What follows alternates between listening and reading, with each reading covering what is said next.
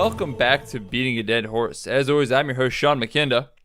And I am your host, Jackson Keller. After a myriad of audio fucking problems that only got solved with a restart of my haunted computer, I have no mouth and I must scream. Yeah, it's been a little bit to set us up here, so forgive us if we're a little bit more tired in the beginning than we might normally sound. It's been a hot minute. I'm feeling on edge. I'm feeling jaded. I'm feeling ready for a scrap. In case you can't tell, we're back on our usual bullshit. We're done with Roma. We're done with all like the classy art movies that have value and merit and stuff. We're fucking talking about anime movies, all right? We're talking about Alita. You wanted the memes? You wanted Alita? We're bringing you the memes. We're bringing you Alita. Yes, I don't know that anybody wanted Alita, but we're doing it anyway. We wanted Alita. We wanted it. Do we want to talk a little bit about our previous experience with Alita, where we're coming into with this movie? How's this all looking? Because as per usual, one of us has more experience with the media than the other, but it's not who you might think. I've noticed that despite my reputation as the weeaboo of the team here, in both cases now where we've talked about an American anime adaptation, you were familiar with the source material and I was not. Yeah, I think I just know the popular stuff is really what it boils down to. In this one, it's more of a matter of, in case it's not clear, I have read the manga. I'm not familiar with the OVA, which is apparently much more what the movie is based on. But I read the original manga last week because I'm like, the problem with this movie is those fucking eyes. So I wasn't sure whether I wanted to go see this movie. I wasn't sure what I was thinking about it. It kind of felt like my type of bullshit, like weird over-the-top science fiction, bunch of violence going on. Like, yeah, all right, that's what I want to see, but the eyes kept me at bay. So I'm like, I'm going to sit down. I'm going to read, the first volume, see how I feel about it. I read all 9 volumes in the course of a weekend instead. And so I rather liked it. I did a little bit of a further breakdown of this on 25yearslatersite.com, on their What's the Buzz article for last Saturday, I believe, where I kind of talked about like whether I liked this series or not. But the general consensus I came to is it's interesting. I don't know that it necessarily holds up as a fresh read in 2019 just because it's so influential and borrows from so many influences that it feels very much like a conglomeration of a lot of science fiction tropes, but that's not necessarily a bad thing. Narratively, I didn't think it was that interesting, but from like a standpoint of someone who eats science fiction all the fucking time, I was into it. And it's also like really bloody and stuff, and I like that a lot. So I was surprisingly into Alita in ways that I was not prepared for before going to the movie. So, meanwhile, I have not seen the original OVA nor read the manga. And when I saw the previews for the movie, I too was as baffled by Alita's character design as everyone else. I didn't understand why they made her look like that, although I thought maybe when I was first seeing the trailers that she was like special or like the only like pure android or something. No, like I mean she is like finger quotes special, but not in any way that justifies her looking like she got a surgery to live with her waifu forever. So I wasn't exactly intending to see this movie, but I ended up changing my tune a little bit when a lot of the anime people that I sort of follow and sort of the buzz is that although the movie is kind of divisive, there are a lot of people who were big supporters for it, and that apparently it's very slavishly faithful to the OVA. So, I haven't seen or read the original manga or anime, but what I have seen is the live-action Ghost in the Shell, which is what I was expecting when I first saw the trailers. I thought this would just be some sort of trash movie like that, because that's I think I named that the worst movie I saw that year in our first Horsies. Yeah, it was up there. Yeah, that movie was fucking trash in every single possible regard. It was boring. It was a offensive massacre of great source material, which I had just seen, which was even worse because if you recall me talking about it, I had just seen like an hour before for the first time the original anime movie. So I went into Alita without any sort of knowledge of the source material, purposefully, I might add. I might have been tempted to go seek it out, but I always feel like the conversation is kind of fun when one of us knows more about the other. You get those nice two perspectives. So I intentionally stayed away till the movie came out, and I went and I saw it. And as someone whose main point of reference is the ScarJo Ghost of the Shell, this compares very favorably in comparison. This is no Ghost in the Shell.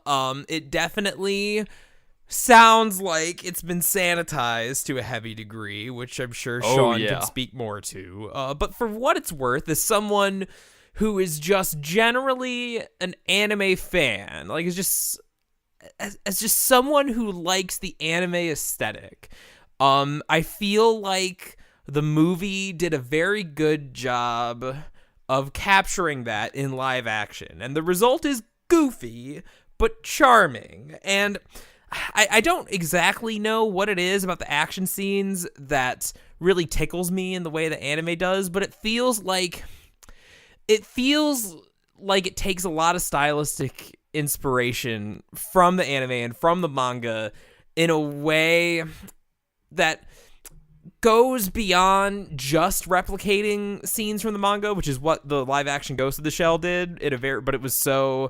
It felt very token and hollow there because the rest of the movie was so far off base.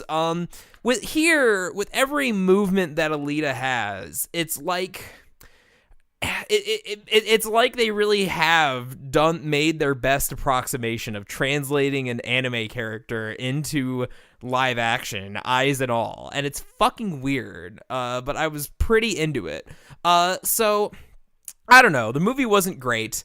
In fact, I saw it like 2 days ago, and already am struggling to remember a good chunk of it, aside from the really memorable scenes. But while I was in the theater, I had a good time. I thought it was an experiment in terms of translating the anime aesthetic. It was mostly successful. Even her weird eyes, like, I didn't think they actually looked terrible when she was in scenes by herself, but every time she was in a scene with a real human being, it was really creepy. I mean, the writing, the story was fine, let's say. Like, the story's not amazing, but like it all tracks. The dialogue and acting are fucking atrocious. It's sometimes laughable. So yeah, I don't know. It's a real mixed bag, but I was far more entertained by it than I expected it to be. And I feel like this felt a lot less of a soulless, like, accounting bookkeeping movie like Ghost in the Shell was. I mean, I guess like that's the nicest thing I can say about it, is that it's not Ghost in the Shell and it's not the Netflix Death Note. So from your description, it really does kind of sound like it falls into like our major sin category of being, it was fine.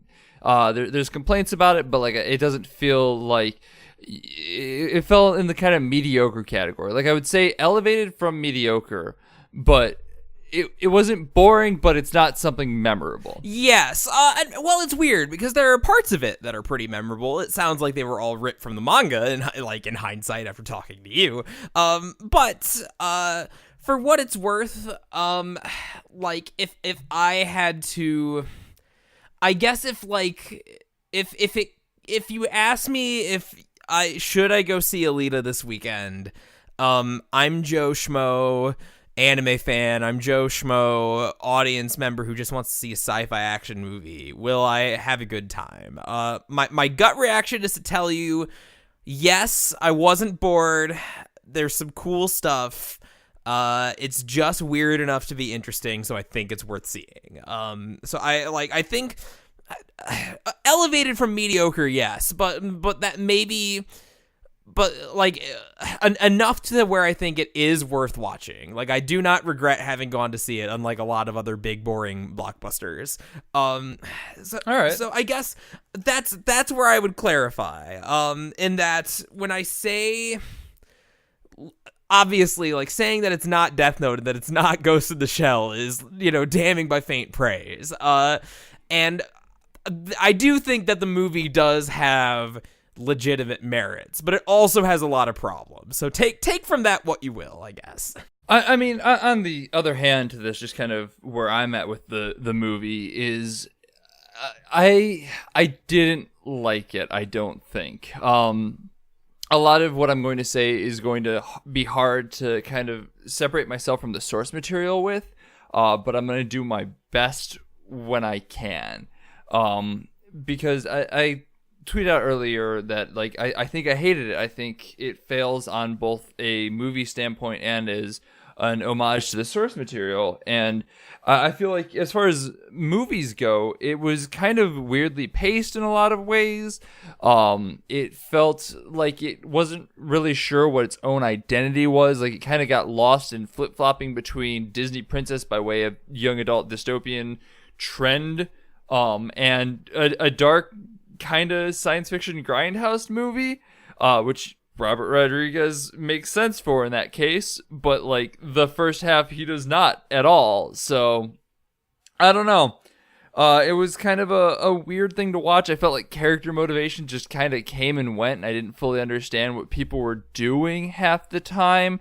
And like, I felt like a lot of times if I did understand what was going on, it was because I had an understanding of the source material and how this character worked in that. So it was kind of a bizarre thing to watch.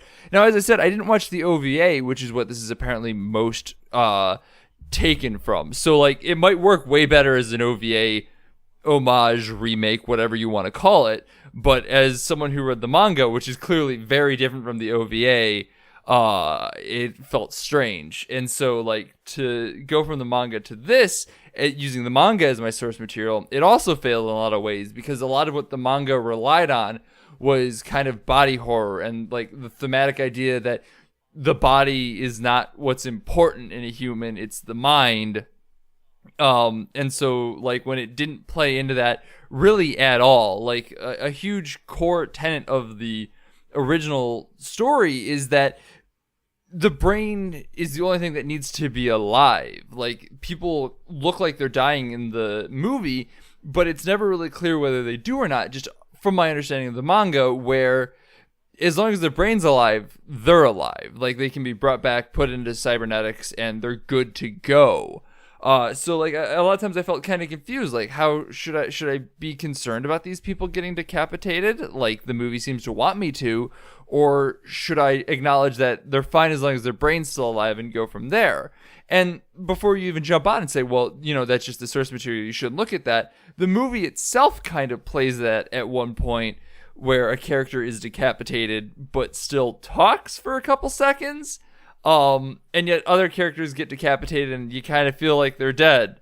So it's really hard to say for me. As I said, like, I'm too close to the source material, I think, to really give a fair as a movie standpoint, but I feel like I didn't like it as a movie nor as a retelling of the manga. So it's kind of a weird between rock and a hard place, I feel. I have two statements. One to kind of corroborate what you're saying, and that is that can confirm, even within the context of the movie, without as much focus on like the brain being the source of life or whatever, there definitely were times where the rules of how dead someone has to be dead were a little shaky. Like, sometimes someone would get like bisected and like just be a torso or a head and a spinal cord and they'd be fine.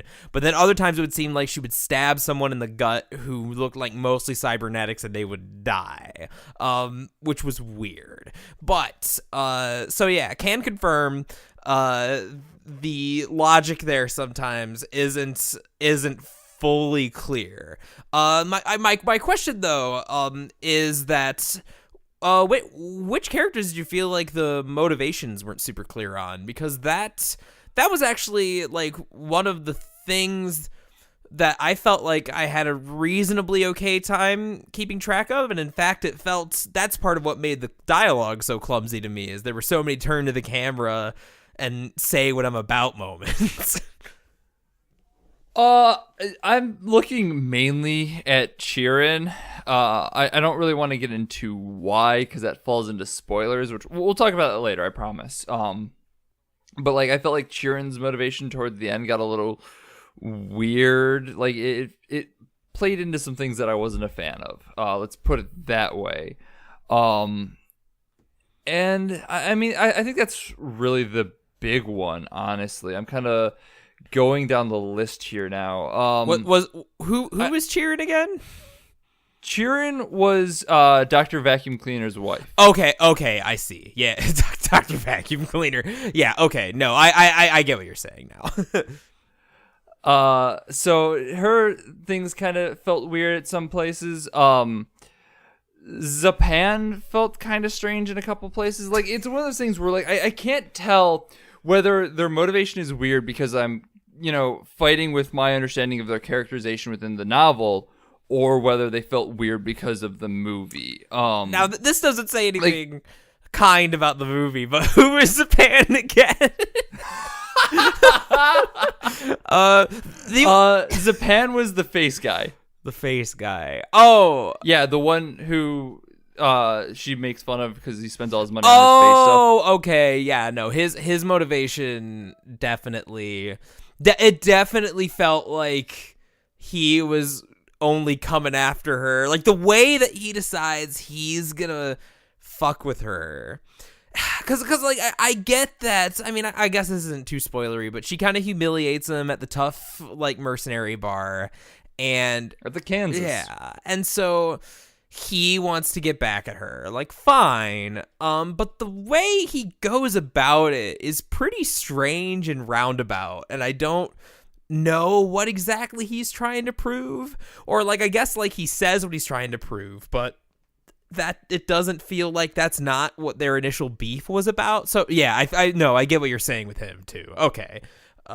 I do wonder, like, too, because, like, it felt more natural in the original manga. So, like, I'm just, as I said, like, it's all sorts of, like, conflict within my mind about the source material and whatnot, especially because it was so fresh. And, like, it's not even one of those things where, like, I'm deep nerding out, like, well, they changed this, and I can't believe they did that from the original source material and whatnot. I don't care enough, really, about Alita to have those sort of gripes. Like, my problem really comes with keeping the two motivations and setups straight, because like I feel like my mind has been backfilling some information that I didn't have.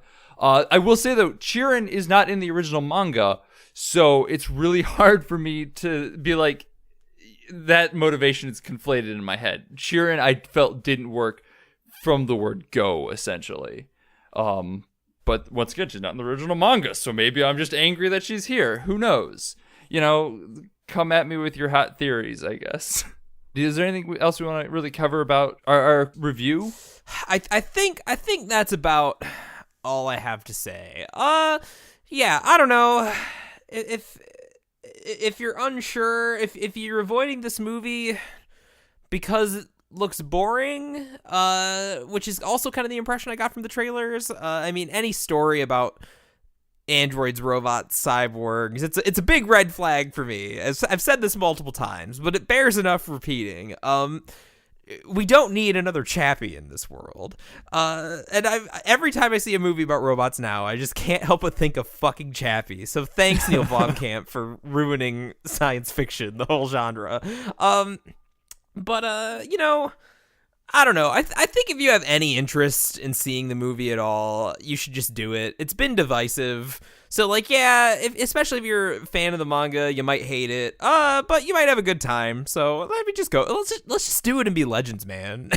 Fuck it, just go see the movie. It's been out for a while now. You could probably go on a matinee and get it for cheap. It's worth $5 to kill 2 hours or so.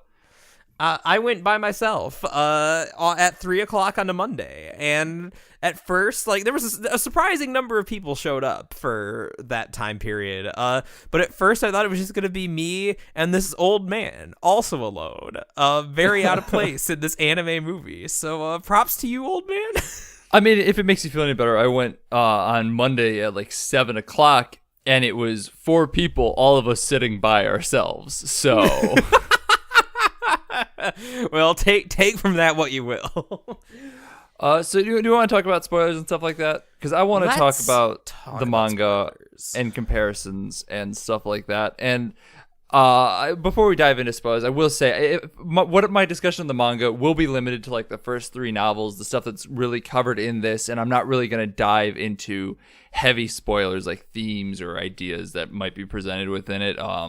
More kind of overarching motifs and stuff like that, you know? Yes, which is appropriate, considering that seems to be the big what you liked about the manga in the first place, more so than the story. So exactly, yeah. So let's talk spoilers. Hey, friendly editor Sean here, just chiming in because we totally forgot to let you know what we're talking about next week before we get into the spoiler section. And that's okay because it's a surprise anyway. But the big news is that we will not be releasing on Thursday like we normally do, and instead we'll be releasing on Sunday the 17th. So keep your eyes peeled for that. For now, though, back to the show. I guess let's start from the beginning because I want to talk about not in comparison to the manga in any way, but more just in general that I kind of hated the beginning of the movie in a lot of ways. I found it really boring, actually, despite what you were saying. It felt, as I said, very much Disney Princess by way of YA science fiction, and it was just not interesting to me. Like, I could practically hear the songs from Little Mermaid as she walks around and tries, ooh, this is an orange, ooh, this is chocolate. And so, like, it felt very weirdly sanitized and generic as far as movies go. Yes, that is not an inaccurate assessment for sure. I will say that, like, I was pretty much right there with you with the beginning being kind of cloying and boring and unsettlingly reminiscent of Chappie to me when he was like telling her all these things and just expositing at her, and she was being all like wide-eyed Disney princess, and then she eats the chocolate and goes, wow, could this be chocolat? But the one thing that I will say is that my fears of being bored by the movie, I felt like what got me interested more in what was going on was the first time we really see her move in that anime way. And that's when the little doggo is going to be crushed by the patrolling Ed 209, and it doesn't get out of the way, he's barking at it, and then Alita swoops in, just reacts on instinct, and does the little skater, like, spin and shit, picks up the dog and saves him. And so that scene, in our pre-discussion, you had mentioned that, like, that feels pretty par for the course for this sort of story, which it is. But what I like about this scene is the execution, and that, like, this is our first taste of what the MO for the action scenes is going to be, which is indeed, like, how do you translate anime style into live action? And so it was enough of a jump for me that I was like, okay, Robert Rodriguez, I'm willing to wait a little longer for the cool shit to happen. Like, I'm willing to trust you on this since you gave me this little glimpse. And so when it did deliver on it, during that first fight scene, without, I must stress, the caveat that I knew that the original source material was gory, but I wasn't sure exactly how toned down this version was. But just in terms of the choreography, in terms of the way that the fights played out, I was very entertained by the action. And so once that started kicking in, the movie really picked up for me, and I was willing to forgive the boring Disney princess opening. Now, you, of course, will have a different perspective on that, given the source material. Yeah, I mean, I do think that the action feels very anime. You're right in that regard. It's very fluid and lifelike and interesting. I I feel like I just don't like anime action translated to live action in general, though. Like, coming away from this, because like when she's flipping through Gruishka's claw or the blade cutter, it felt very anime and felt very much true to the manga. But like, I was still kind of bored by it, weirdly enough. I think like the best way I can describe it is anime action to the Spy Kids degree. And I use Spy Kids here mostly because, you know, Robert Rodriguez is known for grindhouse movies and Spy Kids. And so this felt very much more on the Spy Kids side of things. I don't know whether the manga body horror, blood, and gore would have really added to the action in these aspects, but it couldn't have hurt. And like, as Jackson said, like, that's the other thing, is that I felt like a lot of the teeth, the edge from the source material was definitely carved out of this one. As I said, the beginning is very Disney princess and very, you know, bog standard dystopian YA. And the manga basically starts off right away. Like, within the first chapter, the Dr. Dyson, or Dice...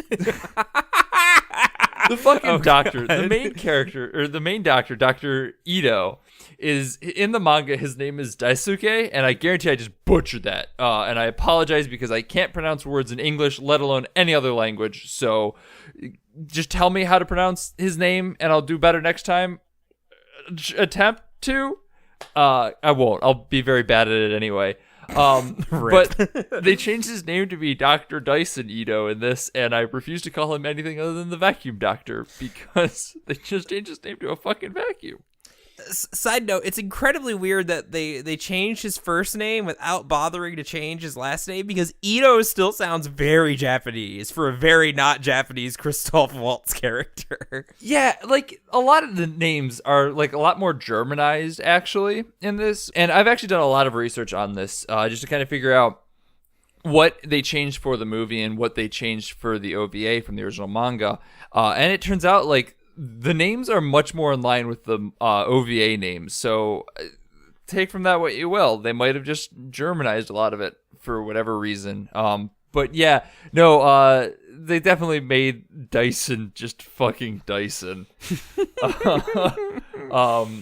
But no, in the original manga, like, he's just starts off talking like, hey, I'm a hunter warrior still, and I do it because I like killing.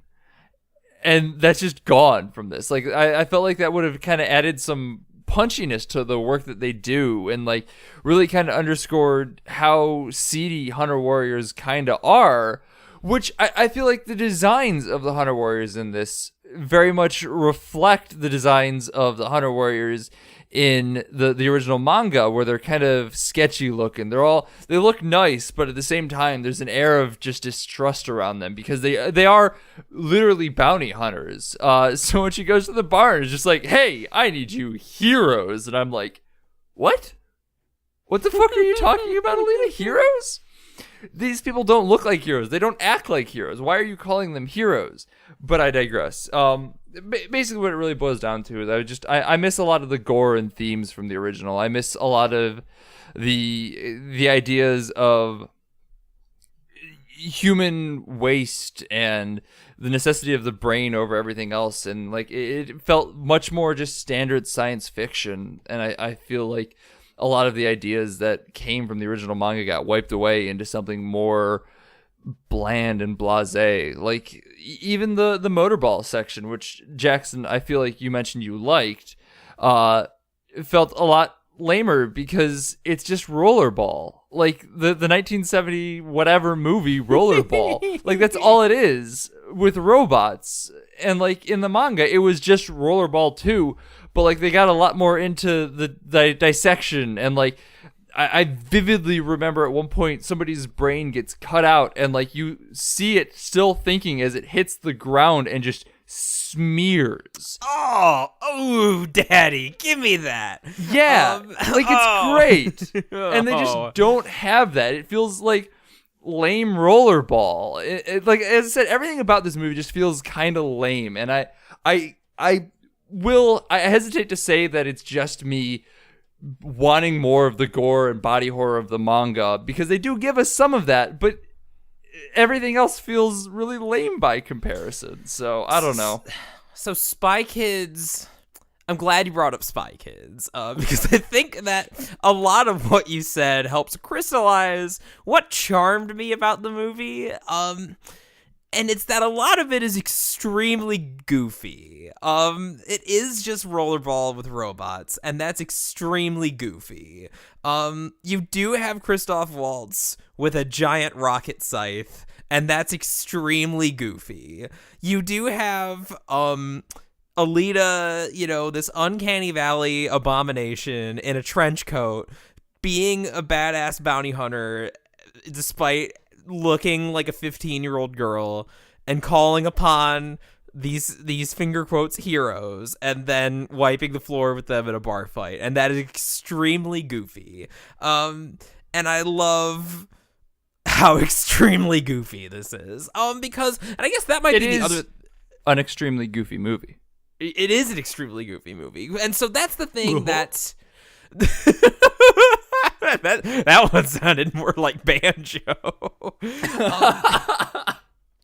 So the thing is that anime, any attempt to translate anime into live action that doesn't realize how goofy doing so is going to fail. And of course, if we're talking about like an action anime, like you could, I mean, if you wanted to translate something like March Comes In Like a Lion or whatever into live action, you could do that, no problem. It's just a drama. But like the action anime aesthetic, very particular, and it works fine in animation or in manga, and like that's part of what makes it so appealing, is that everything is so like dynamic and striking. But if you do it in live action, it's going to look incredibly silly. And so I think that this is what the movie has over Ghost in the Shell, is that I feel like with Robert Rodriguez, he's channeling his Spy Kids energy here for sure. Because Spy Kids is also extremely goofy. But I think that's part of, like, not to say that Spy Kids holds up at all. But I think, those movies were pretty successful. And I think that's what is appealing about them. Honest question. Does Spy Kids hold up? Does anybody know if Spy Kids holds up? I have not watched them in ages. I've only seen one scene where they're flying around in jetpacks being chased by giant thumb men, and it's like 1999 CGI, and it's hilarious. So maybe. But regardless, I think that Robert Rodriguez, like his whole ethos as a filmmaker is that he's fun, is that he likes things that are fun and over the top. And so I'm wondering, we had discussed how it's unlike him and weird that for a guy known for over the top grindhouse movies that he would make something so sanitized. And I'm just wondering, because this is a project that James Cameron was heavily involved in too, and a lot more like, you brought it up really nicely when you mentioned Dr. Vacuum's new backstory, where he's like trying to fight the pain away of revenge by becoming a hunter warrior or whatever. I mean, even the phrase hunter warrior, I don't know how that, I'm assuming that was like, those were English words to a Japanese audience. They're just called Hunter Warriors, so that probably sounds foreign and badass, but like they just left it in the translation and it sounds goofy. Yeah, but that original motivation of Dr. Vacuum being like, I just like to kill. I'm going to take my giant rocket scythe and butcher up the baddies, and it's going to be great. And honestly, like, the one thing I will say that as a movie I was sort of disappointed with is when Dr. Vacuum, like, gives Alita the whole spiel of, like, I can try and contain it. I can try and hold you back into being, like, a normal girl, but, like, your whole mindset is just built for combat and bloodlust. And that's an extremely anime idea that they don't play around enough with. Perhaps partially because the movie doesn't have the teeth for it. And, so I don't disagree with any of your saying. And in fact, the more that you tell me about the source material, like, how metal some of this shit is. Oh, it's the most fucking metal. The less inclined I am to be kind to the movie, because I mean we were talking about this. I mean, do we want to get into the whole question of audience now, because I feel like this is a related question. Yeah, I mean let's do it, cuz this movie has no audience. Yeah, so like, the more that you mention, like, all this cool shit that happens in the original manga, and, having Robert Rodriguez, who is absolutely the right guy for the job.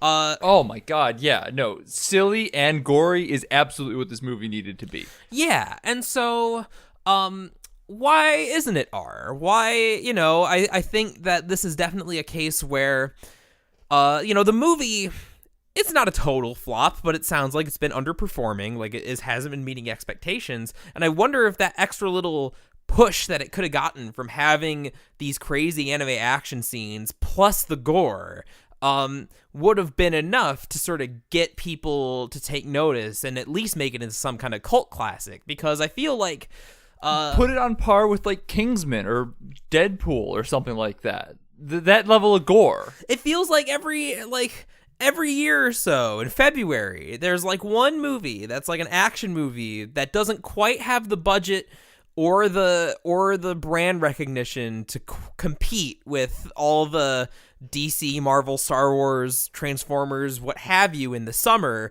So they released this gory little R-rated action movie in February, and it turns out to be a surprise hit.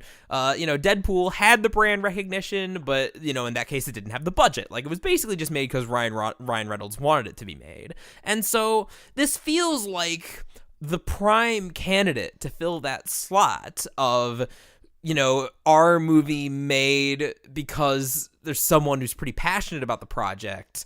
But in the end, what we get is something that's a lot more sanitized to try and appeal to the broader audience. But I don't think that a broad audience is gonna want to see a live action anime in the first place. I mean, I think, like, if you made Pokemon, like Detective Pikachu is gonna make bank.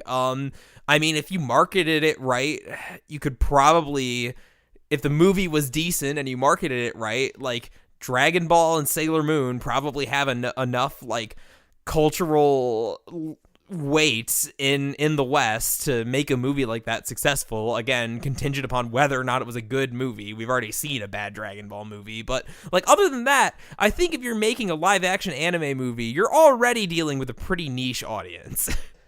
So, like, this movie definitely needed to just have, like, that extra push to just make it R. And, like, Kingsman was, I believe, originally a comic as well. So, like, it's going to have its fans of the original source material. So to have just something take it to that next level, like that R goriness that brought it up high enough that it warranted a sequel and got a sequel and is getting, like, another sequel or two more. Like, if this had that draw, that cult classic, like, this easily probably could have gotten another movie out of it. I don't know if it's going to at this point. I haven't heard enough about it to know whether it will.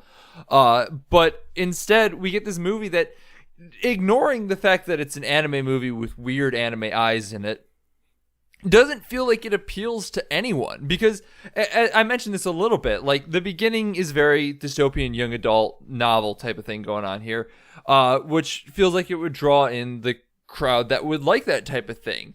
And it does it would hold their attention for a chunk of change, and then it just wouldn't all of a sudden. Like, it turns into something where there is a lot of like high octane action, which even that, sure, might keep their attention. At the end, though, there's just a shot of a dismembered body in jars that just like plays off and keeps moving from, which I feel like if anyone was there for that would be like, hang on, that's not supposed to be there, right? Because that feels like a holdover from when this movie was going to be something more R-rated. It's very visceral and very aware of the fact that you are looking at a brain, eyes, and hands in jars, and it is uncomfortable to look at, and what I wanted the whole movie to be. So, like, I mentioned this earlier, like, this movie feels like it's at war with itself, and it shows it at every opportunity that it doesn't feel like it has an audience because of this internal war. So, if we're looking at an internal war, is this an internal war between James Cameron and Robert Rodriguez? Because, like, if you look at both halves of the equation, like you've mentioned that Robert Rodriguez is most known for like shit like Machete and like all this other crazy gory R-rated over-the-top action, but then he's also got that Spy Kids in his resume.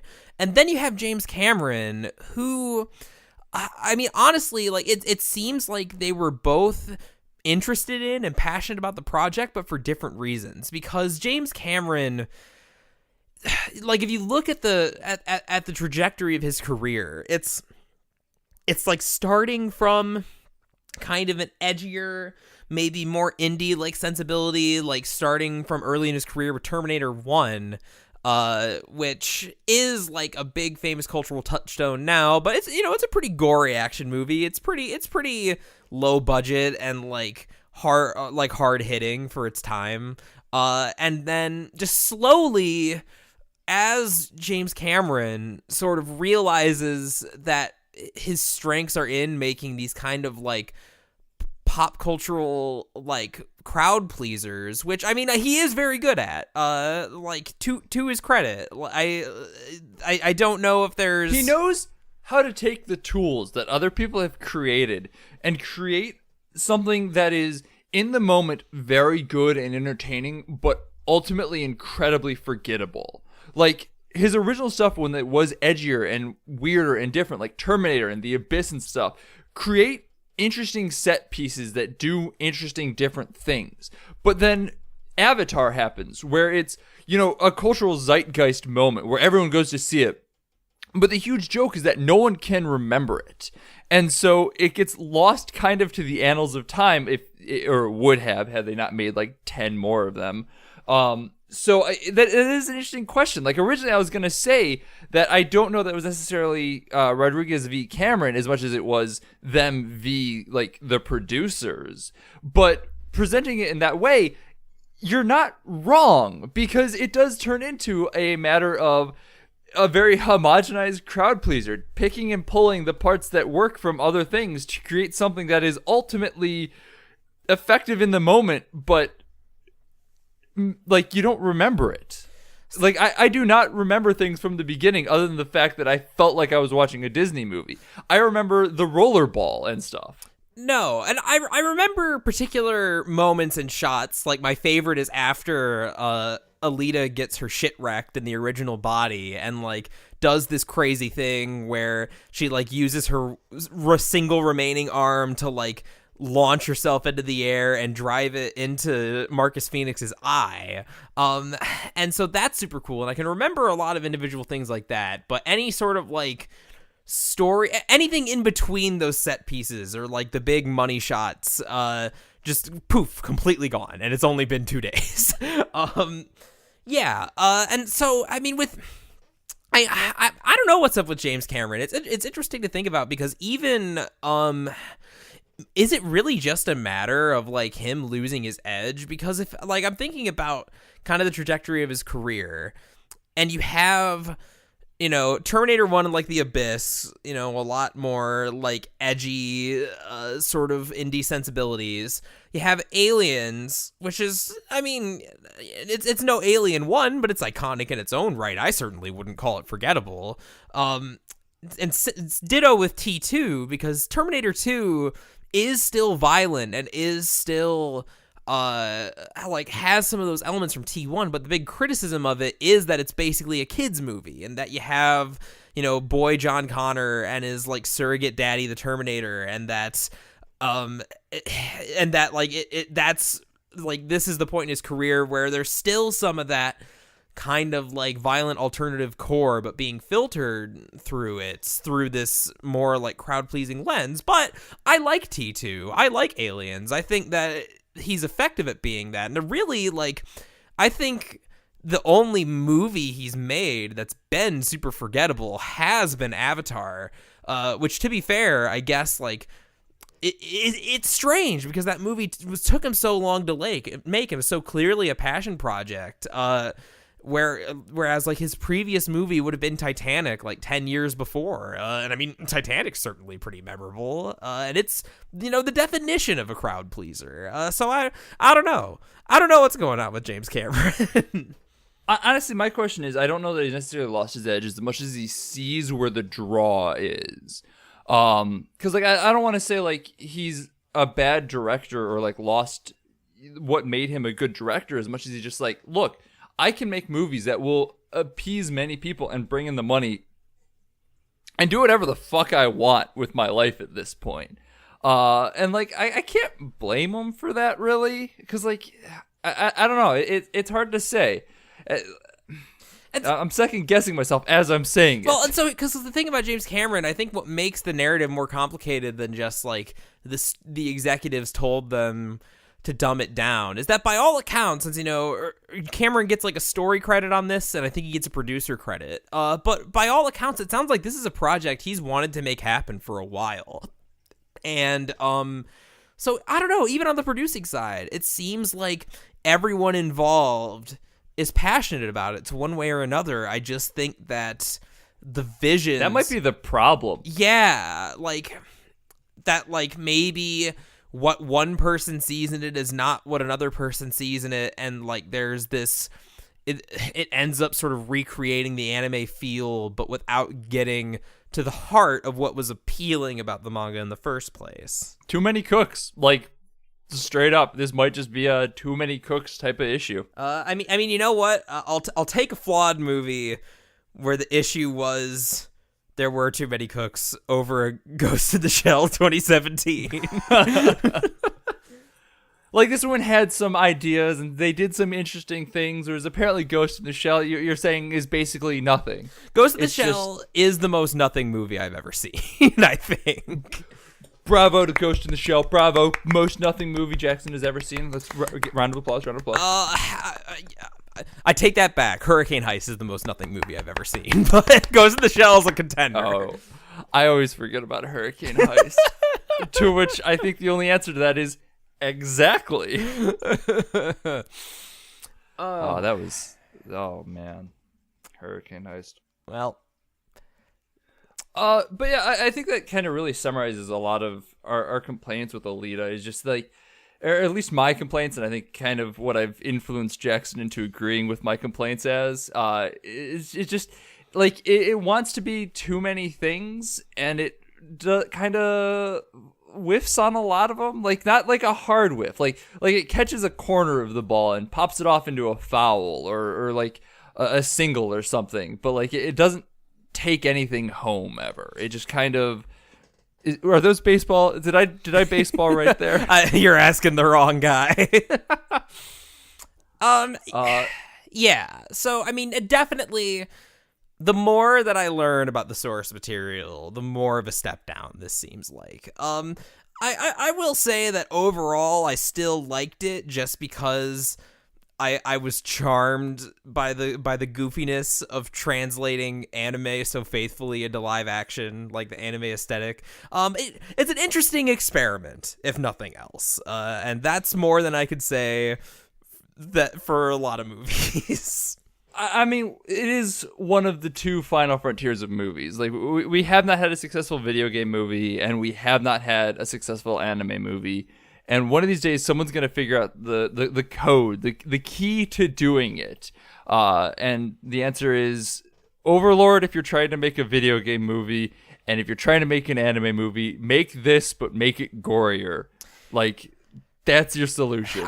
I mean, that really is it. Like, though, think about how hype. Like, I was already pretty hype about some of the fight choreography, but like, it would have been so much more if like you get that nice payoff of like the dude's brain getting smooshed by the roller skates. Yeah.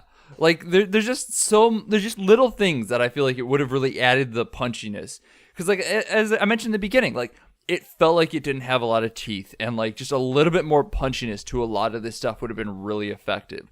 The reveal of Sheeran's body parts and jars on the path to go up to Zalem, great. It's gonna stick with me because it was a great reveal. It was toothy, it was punchy, it stuck. But like a lot of the other fight just isn't gonna do much for me because like it didn't.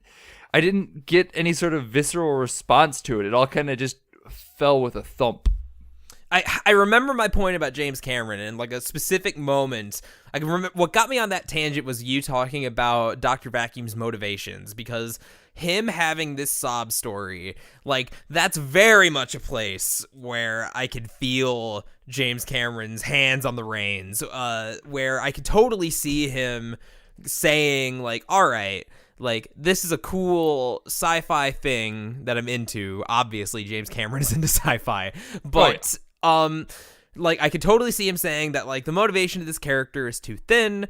We want some more human heart to it.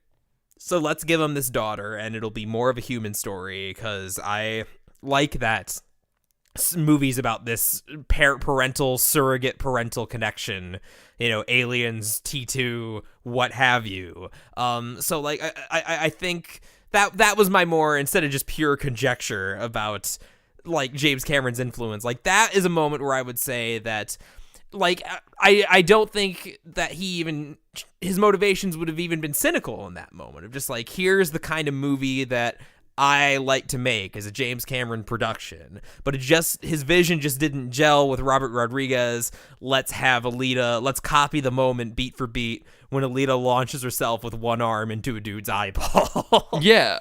And like, I want to kind of clarify two things. Like, first and foremost, I'm not trying to say like anybody's being cynical in this, in the production of this movie. Like, it does feel like people were trying, and like, it wasn't like half-assed anywhere. It just felt like, as you said, too many cooks, too many people kind of influencing their own ideas, and it all kind of half-washed themselves.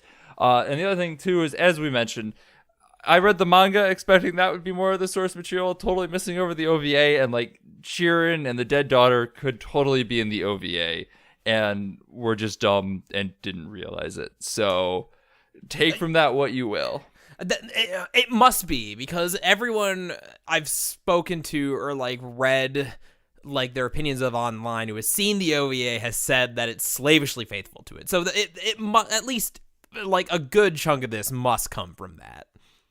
So actually, that's an interesting question then. I wonder if Rodriguez is more familiar with the manga and Cameron's more familiar with the OVA. I totally buy that. I mean, just thinking about their personas as filmmakers, like James Cameron, I totally buy him. Like, I think it's fair to say he's probably not like a big old weeaboo. He probably doesn't have a Alita like body pillow or anything. He probably saw, you know, he probably was hanging out with a bunch of other filmmakers back in the day, back in the 80s or 90s or whenever the OVA would have been made. He watched the OVA and said, damn, that was a cool sci-fi flick. And like that didn't give a shit about the source material. It was, I could totally see Robert Rodriguez being like this weird indie gory weeaboo who's like, damn, look at this comic. I really love this shit. So I would not be shocked at all if that's if that was the split, if that's how it went. Yeah, it actually, like, as I was saying it, like, oh, okay, that feels very accurate in a lot of ways. Because we mentioned, like, Robert Rodriguez's parts feel like they are almost really gory. Like, they're almost there, but never quite.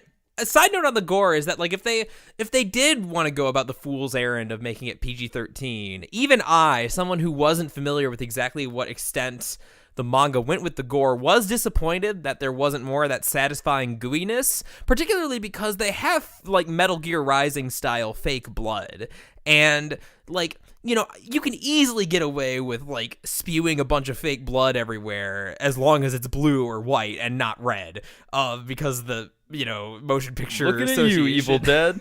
Yeah, like you can get away with a lot, and so I wanted there to be more. I wanted there to be more of that, even not being familiar. And now that of course that I know to what extent the goriness was in the original, now even that will not sate me. My bloodlust cannot be contained. It has been awoken, much like Alita's. Ooh. Symbolism. We always do this. It's all intentional. It's all. It's like poetry. It's sort of like they rhyme. Each stanza kind of rhymes with the last, and hopefully it'll work. Actually, I want to mention this really quick because I need to just briefly mention that this is the campaign I will be running on when I run for office in 2020. Okay. This is tangentially related to something you mentioned earlier, but it is very, very important. Detective Pikachu at this point is tentatively rated PG-13. Let Pikachu say fuck. Let Pikachu say fuck. This is my campaign. Let Pikachu say fuck Sean McKinnon 2020. Can we talk about how Detective Pikachu is going to be rated PG-13? How the fuck did they get away with that? How the fuck did Nintendo and the Pokemon Company in particular, both notoriously protective of their IP, especially after they let some weirdos make a Mario movie, and the Mario movie was the result. So like, who did they convince to make this happen? Like Junichi Masuda had to have signed off on this, right? Like, or whoever actually runs the Pokemon Company, he's just the director of the games. But like, no, like, I can't. Who did they convince that a PG-13 Detective Pikachu movie would be good for the brand? I don't know, but don't stop. I want this. This is not a bad development. I'm just in awe. I'm shocked. Because, I mean, the thing that you're saying, like, you can have Pikachu say fuck once and still be PG-13, but can you imagine the fucking outrage there would be from, like, parents if they took their kid to the Pokemon movie and Pikachu dropped an F-bomb? Oh my god. Now I want it even more. I was just thinking about having Pikachu say fuck would be funny. That's even better. It would be a huge cultural scandal, and that would make it even funnier. Oh my god. And especially because it's Ryan Reynolds. Like, if anyone was going to convince someone to let Pikachu say fuck, it would be Ryan fucking Reynolds. Come on, Ryan Reynolds. Don't let us down. Pull through for us. Or at least, like, do what you do with the Deadpool and, like, leak the take where, like, you say fuck. Like, that's all I want. I just want to see Pikachu say fuck once. Oh my god. It would be incredible if, like, the executives were sweating because Ryan Reynolds refused to do Deadpool 3 unless they made Pikachu say fuck.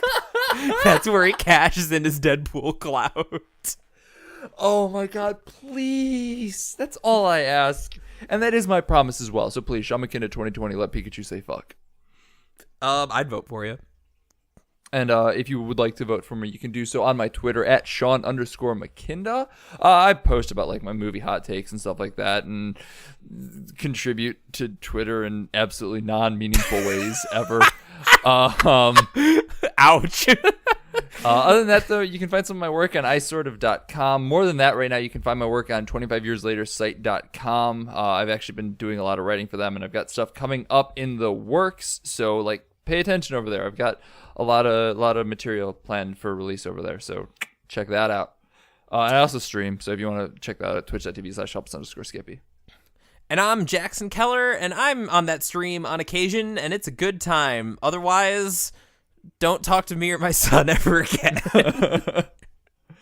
Listen, he's still very traumatized from hearing Pikachu say fuck, and I don't think he's ready to talk to people yet. One day. If you want to get in contact with Jackson in any sort of way other than that, though, you can tweet at the podcast at BAD_cast. I run that account, but I will relay anything that you might want to say to him through that. So just tweet at that, and I'll pass on anything I deem worthy, which will probably be everything, because even if it's something terrible, I will probably laugh and tell Jackson to read this shit. As always, Thanks to Lords of the Highway for the use of our theme song. It is Suicide, alternate take off the album High Octane, Low Expectations. Go check them out. They're a great band. They've got their music on Spotify, all that good stuff. They released a new album recently. And as always, thanks to 25yearslatersite.com for hosting our stuff. We're really grateful for all the you got us on there. We appreciate it. You got a bunch of great stuff. They talk about like Twin Peaks and a bunch of other cult movies, lots of horror stuff like that. Go give them your clicks. They're great. Next week, and I should specify, next Sunday, we're going to be doing a very special episode. Just get ready for it. That's all I'm really going to say. Oh, yes. Oh, yeah.